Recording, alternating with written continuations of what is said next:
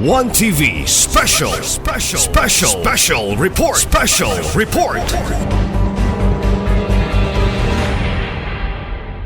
Thank you very much. I would just like to comment on the statement of Madam Administrator. We do not have actually any problem if the renter is from Osami City because we can easily talk to them. However, we do have renters from outside of Osami City, of which we do not even know their address or their whereabouts at the time when they close their business. So at any rate, the city treasurer must have a complete address of the renter, especially if they know that these people are not from Osami City. So much so that we as the owner of the property will not also have the burden of running after them. And aside from that, a lot of us are having our properties loaned in the banks. We do also need money, immediate money to pay for the rent to the bank. So much so that we also want our space open, especially to new renters. I hope the BPLS or the committee will consider that. Yes, thank you, Madam Chair. Any other comments? Any other lessons here who experienced the same thing? Yes, Mr. Tanqueto, you are recognized. Good afternoon. Madam Chair, and to the August members of this August body, to everyone present in this hall. Madam Montesa insisted na it will be the responsibility of the lessor to see to it na he knows the residents of the renter or lessee. So why not make the same obligation on the part of the city treasurer once the rentee who is or lessee who is not from Osamis to declare his actual residence. I think lisod kaya sa among part we don't know the next time asan na sa Puyo. So giving that responsibility to the lessor to track asang whereabouts sa atong Kapuyo previously, lisod kayo. Then human maulagi namin kung sa among Madam Chair, malaman ni sa among pagpahabang sa among premises, among property ay there is a pending problem kay ang lessee wala mo once ang iyang closure, wala siyang fine sa iyang closure sa business. So, lisod ka na mag-pending may kay nagkan sa among our borrowers of the bank, and we need the money to pay the interest of the bank as well as the principal. So why not make it both ways na lang?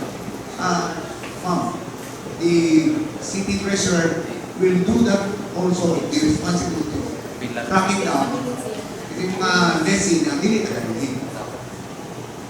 Thank you, Mr. Tanqueto. Any other comments regarding this issue from Honorable Catherine? You have the floor.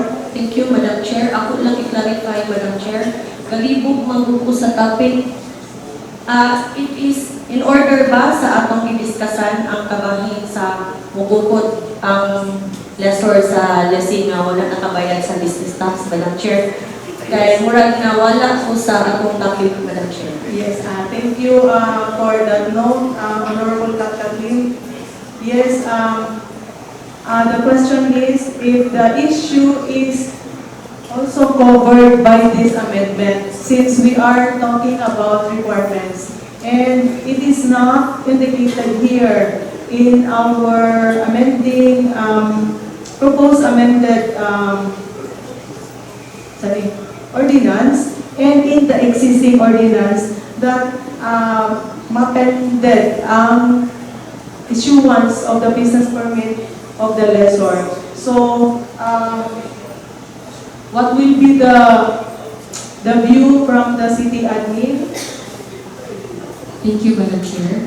So we understand the plight of the lessors as well as the two lessees in the settling, but please do allow us to consult with the City Legal Office so as to come up with a policy that will enable revenue collection at the same time not compromising regulation at this point.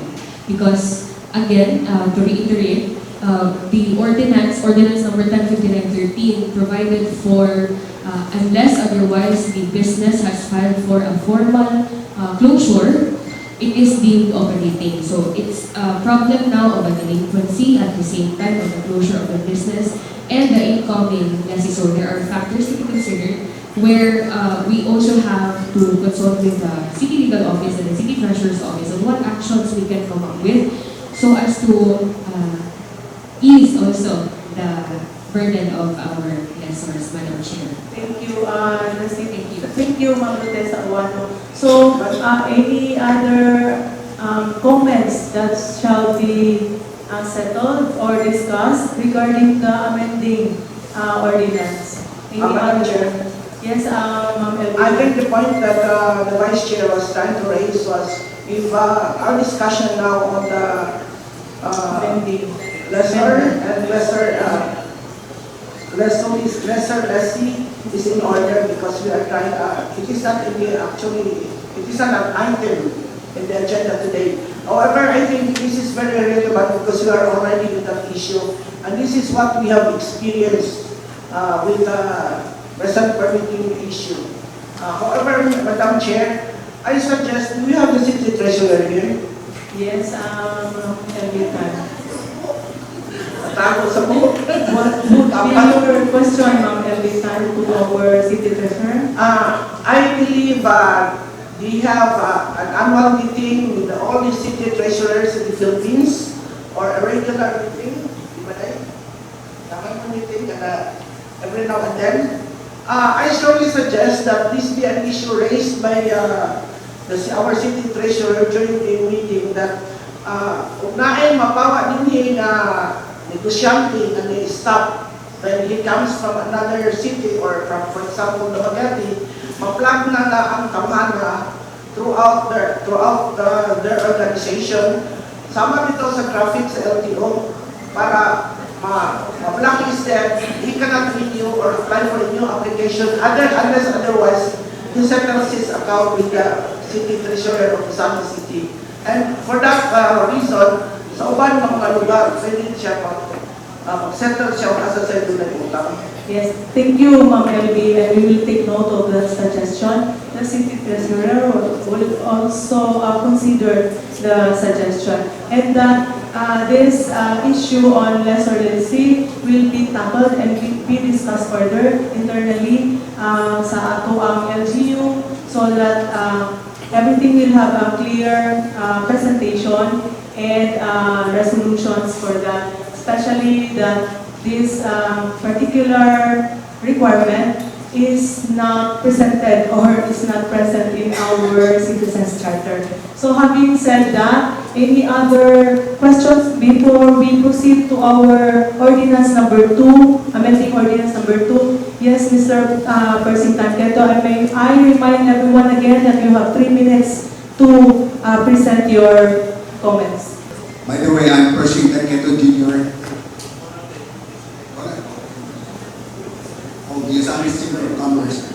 My question is, having said or having discussed the renewal and for the new application, are we already clarified that within after you apply the renewal processing for the renewal and as well as for the new application,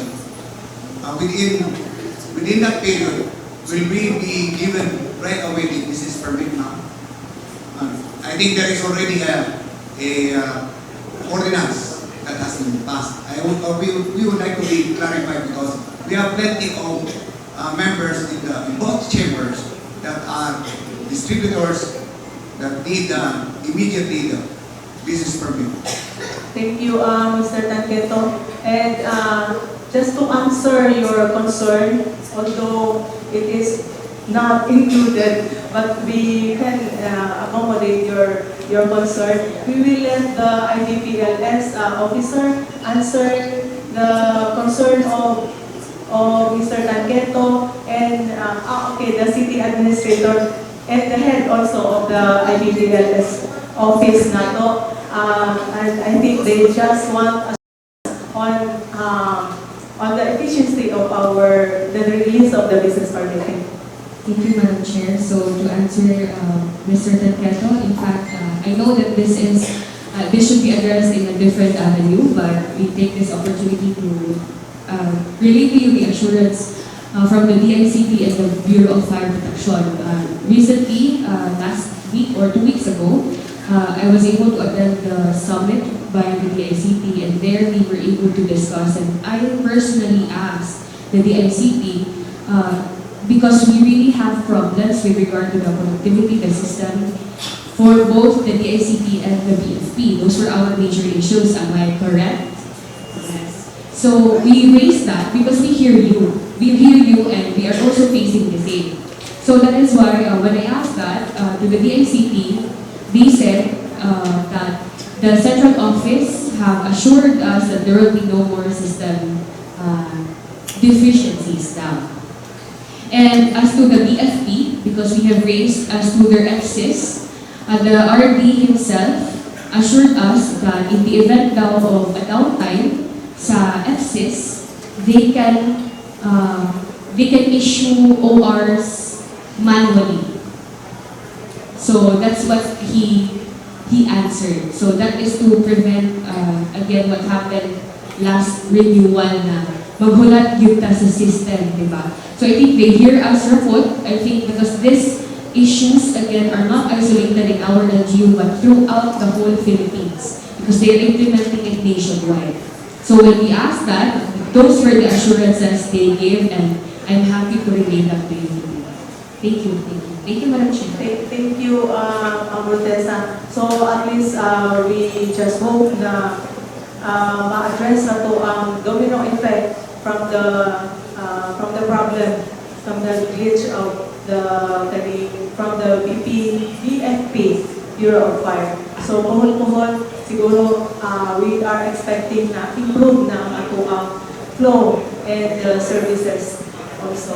So we are now proceeding to our next, number 2, ordinance, proposed ordinance.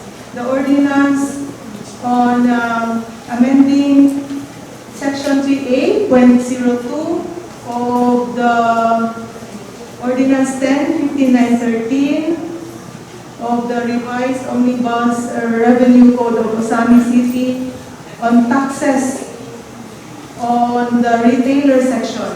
So let us hear from the City Administrator, Ma'am Rotesa Wano, to present this amending ordinance. So please flash on the screen the draft of the amending ordinance.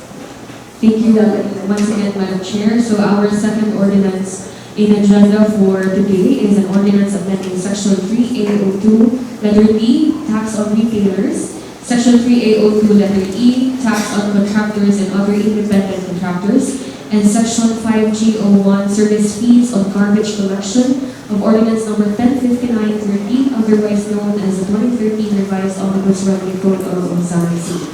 Allow me to read the whereases. Whereas Section 129 of the Local Government Code vests local government units with the power to create their own sources of revenue and to levy taxes, fees, and charges. Whereas the local government unit of Osami City enacted Ordinance Number 105913, otherwise known as the 2013 Revised Omnibus Revenue Code of Osami City, which serves as the primary code governing local taxation in the city. Whereas the local government unit of Osami City subsequently enacted Ordinance Number 1187-2020 on February 19, 2020, amending Section 3A02, letter A, B, E, F, H, and K of Ordinance Number 105913. Whereas an overall review of the 2013 Revised Omnibus Revenue Code of Osami City and its subsequent amendments reveals the need to update the business tax rates imposed on retailers and on contractors and other independent contractors under Section 3A02, letter D, and Section 3A02E respectively. Whereas Section 143D and E and 151 of the Local Government Code provide the applicable tax rates to be imposed by cities. Whereas the Bureau of Local Government Finance, or the BLGF, has recommended that Ordinance Number 105913 and all other issuances relating to the imposition and collection of taxes be brought into full conformity with the Local Government Code of 1991. And whereas Section 5301 on service fees for garbage collection must likewise be updated considering the rising cost of garbage collection and treatment, and that the existing rates have remained unchanged since 2013. Now therefore be it ordained by the Sangguniang Panglusod of the Local Government Unit of Ozami City in session assembled at Section 1, an amendment to Section 3802B of Ordinance Number 105913 shall now be read as follows. Please refer to the screen for the rates. So on retailers with gross sales or receipts for the preceding calendar year in the amount of 400,000 or less shall be subject to 3%, and more than 400,000 is subject to 1.5%. And in Section 2, amendment to Section 3802E of Ordinance Number 105913 shall now be read as letter E of contractors and other independent contractors.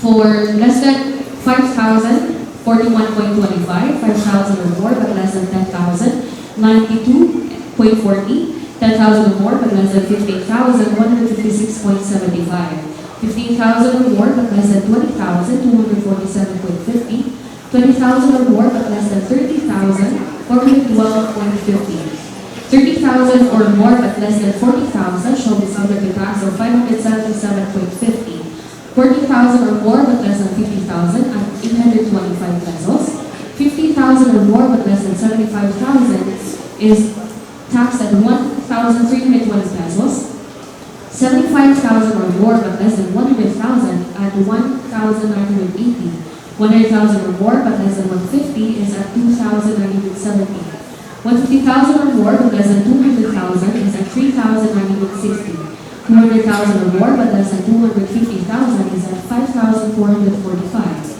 250,000 or more but less than 300,000 at 6,930, 300,000 or more but less than 400,000 at 9,240, 400,000 or more but less than 500,000 is at 12,375, 500,000 or more but less than 750,000 is at 13,875, 750,000 or more but less than 1 million pesos is at 15,375. At 1 million or more but less than 2 million is taxed at 17,250. 2 million or more at a rate not exceeding 50% of 1%. 75. Section 3, amendment to Section 5G01 of Ordinance Number 105913 shall now be read as follows. Section 5G01, imposition of fees. The following garbage fees shall be imposed and collected by the City Treasurer from all residential, non-commercial, and business establishments operating within the City of Ozamis for special requests, the collection of both bulky waste and not regular collection, large quantities of garbage generated by private entities, including commercial, industrial, and institutional resources, may be collected by the Solid Waste and Environment Management Office upon request. A fixed rate per standard truck trip shall be charged to cover operational costs, including collection, transport, and tipping. Classification by service unit, we have the per trip of 6 cubic meter. As to the truck capacity, it is subject to garbage fee of 2,500 pesos. For direct disposal or tipping fee for commercial and industrial waste, private individuals or commercial establishments and companies, including those engaged in garbage collection with the requisite permits, who voluntarily dispose of household or ordinary garbage at the sanitary landfill using their own trucks, vans, or other vehicles and personnel, shall be exempt from paying disposal fees for household or ordinary waste. However, the disposal of industrial waste in bulk shall be subject to a fixed tipping and monitoring fee as follows. Per cubic meter is subject to the fee of 200 pesos. pathological, radioactive, and other highly hazardous waste are expressly excluded from this service. Section 4 repealing clause, this ordinance hereby expressly repeals Section 3A02B, E, and Section 5G01 of Ordinance Number 10/2013, otherwise known as 2013 Revised Omnibus Revenue Code of Zambia City, and all other ordinances, rules, and issuances and parts thereof that are inconsistent with the provisions herein. Section 5, subparagraph clause, if any provision of this ordinance is declared invalid or unconstitutional by a court or competent jurisdiction, such declaration shall not affect the validity and enforceability of the remaining provisions hereof, which shall continue to be in full force and effect insofar as practicable. Section 6, the effective date, this ordinance shall take effect after 15 days from full posting at 3 conspicuous places. That is the second ordinance for discussion, Madam Chair. Thank you. Thank you, Ma'am Protesa Uwano. Before we begin, I would like to tackle first Section 3, amending provisions in Section 3 before the Section 1 and 2 amendments. Section 3, amendment to Section 5G on imposition of fees of the garbage collection rate. So I would like to call the Engineer Tetis Borge as the proponent of this ordinance to explain the amendments. Engineer Tetis Borge is the former SWEMO officer. Good afternoon, Madam Chair. May I be allowed to make a presentation, a PowerPoint presentation? Yes, as you please, Engineer. You have the soft copy. Good afternoon, everyone. As our chair said, I am Tetis Teresa Borge. I am the former SWEMO. I just retired, effective November 1, 2025. But this is my, according to Attorney Francis, this is my brainchild. So I'm still here at your service. So our proposed amendment to the ordinance G of City Ordinance 1059/2013 is this.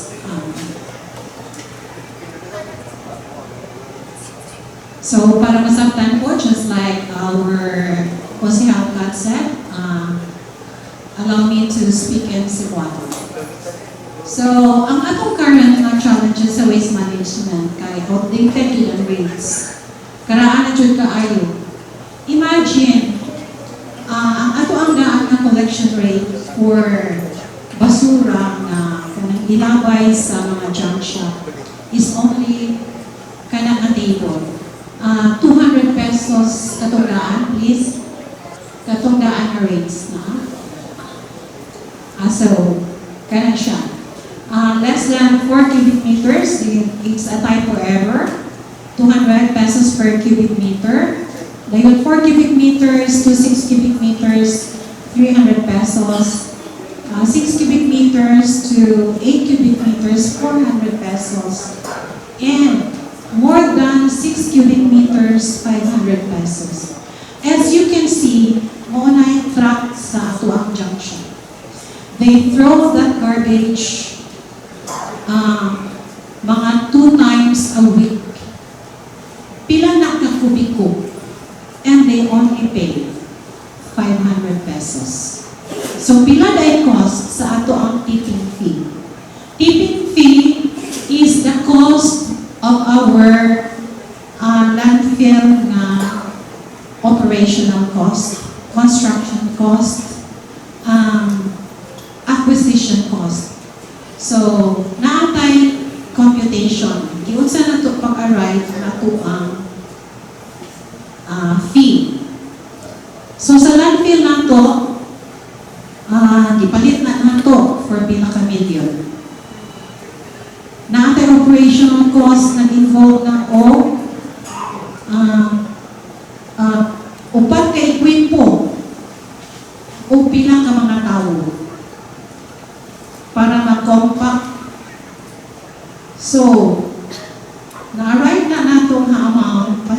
Zoom.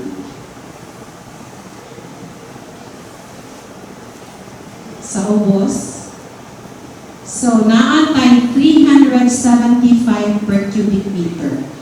Ang atong proposal is only 200 pesos per cubic meter. It is the same as the rate sa daan. Pero kani siya karon per cubic meter na siya. So, kini ato mga business establishments, they also pay garbage collection fee one time para apply nila business permit. Mo na, akong i-less 50 more or less. So, from 375 ng atong gasto sa pag-operate sa landfill, sa pagbuhat sa landfill, i-divide lang ako more or less to 2. So, di na ako i-derive ang 200 pesos. Wala pa na-include ang safe closure and rehabilitation na cost. Katong sa bumbong nato nga SCRP, gibudgetan to nato og 2 million. So, kana imagine na, dako paghihapon kaayon ang gastuon sa syudad para lang properly dispose nato ang garbage. So, mao to siyang 200 pesos per cubic meter na. So, kita ato ang mga junk shop, more or less, kasagaran ako, junk shop ra din ang tiglabay o dagko kaayo. So, kanang kita si CYS, kaduha kada semana mulabay o gigon ato. So, dali ra kayo mapuno atong landfill. So, mao na ako charge po ang dako-dako. Kay karon mulabay sila, 500 ra ibayad, kasi kaayo ang ito ang landfill. Dako kaayo o volume. Ang ilahang i-cover sa ato ang landfill. Nya, ang bayad na sila 500. Okay? So, sa una po, kita nakuha po o mga garbage sa mga establishments o sa mga government offices. Sama sa Central Bank, no? Sa City Hardware, ikuha sa dito. Giundang na namo, kay alkansi po kaayo ta. Sa tubi lang daan, ang ilang ibayad, 400 pesos ra po. Kita pa'y mukulikta, kita pa'y mulabay. So sa tubi lang daan niya, ang atong labayanan, tuan sa Quinoma Norte. Kansi na kaayo sa atong truck, maintenance, at driver, atong mga helper. So naapon niya ato ang standard na atong computation, special, ang atong tawagan na special trip. Nag-computa, naabot ato ang computation to 4,500 pesos per trip. So kung ikaw, daghan ay basura, mo request ka ni Swemo, magpakuha, ang ato ang minimum is 6 cubic meters. Minimum na po na siya o maximum.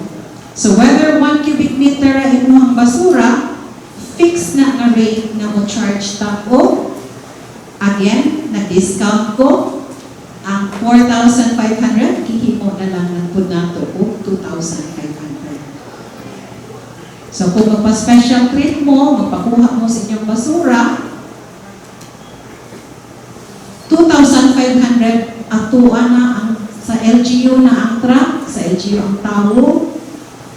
Dayon kami na sa mulabay dito sa, actual mo na sa mulabay dito sa Quinoma Norte na landfill. So, maunay ako ang justification na kinahanglan masaka na yun. Kaya naagi mga tao na ay mga muhangyo yun na magpakuha sa ilang basura. Magbayad na din sila basta makuha lang yun ang ilang basura. At 2,500 per trip. So, Madam Chair, I think that would be all. Thank you. Thank you. Thank you, Engineer Tetis, for your presentation. I hope That was clear to everyone here. Any comments, any reactions to that amendment? Ang vote pasabot ani ba kini atong amendment karon gihimo will not affect the business community. Alam mo kuha kang business permits, ba na akong lalaan ka rin? We still have to use that. It seems na ako nasabtan ani upon request ang ilang rate na upanalitan, gagmay-gagmay ka, 200 pesos per cubic. Pero pag ako paano sa 6 cubic, ako nagkasabaw. Mr. Elvitan, your question will be answered by Engineer Tetis or from the Treasurer's Office. On Engineer Tetis first and then the Treasurer's Office. Madam Chair, naapo din isa ka provision nga katong market fees dili siya labot sa amendment. So katong daan nga business nga permit garbage collection fees shall remain as is. Ang affected only is the special trip and katong mulabay o basura sa ilahang kaugalingon from industrial and from business establishments. Kahit kung ikaw, for the information of our constituents here, kung ikaw mulabay sa imong kaugalingon na household basura, wala kanay bayad. Kung ikaw moadto sa Kinoma Norte, landfill, mulabay ka imong kaugalingon basura, household, imong kaugalingon truck, wala na bayad. Pero, muagi lang gihapon mo sa opisina sa SWEMO, kay inspeksyonon usa na kung segregated ba siya. Aron magairan sad mo kung asan ninyo ilabay. Libre kung household waste. Pero kung industrial waste na or waste from your business establishments, maunay na ay bayad. Thank you for that clarification, Engineer Tetis. And from the BPLO office or the treasurers, would the regulatory fees be affected by this or remain as is? Para lang maklaro nato. From the city treasurers?